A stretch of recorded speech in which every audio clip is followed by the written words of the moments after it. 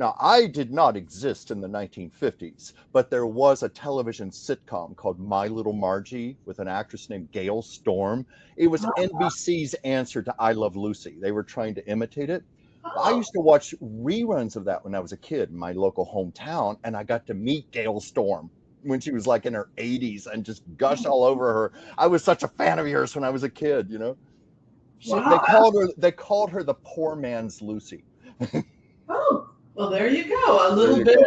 of what is that? Trivia. I Little know trivia, trivia, worthless trivia. TV, film, movie trivia. Chuck is your person. And of course, as I know, Chuck heard the unbelievable Diane Keaton, who we Oh, absolutely loved and I adore, was uh, has passed heartbroken. away. And we didn't really have a chance too much to talk about it last No, week. I love And that you talked about it Sunday.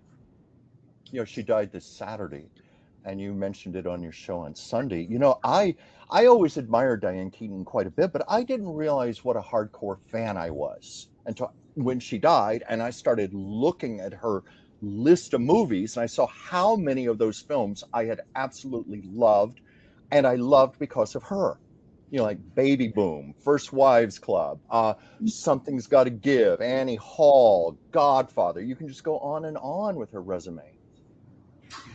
I always felt she had trouble fitting into the cast of The Godfather because I think that part of what made her wonderful and what Woody Allen celebrated in her as an actor was her quirky, weird Yeah. Well, we, California sensibilities. And I think that she had to really work hard to kind of erase that in many of the well, characters she played. Like, actually, yeah, if go I ahead. may say, that's the reason she got cast in The Godfather.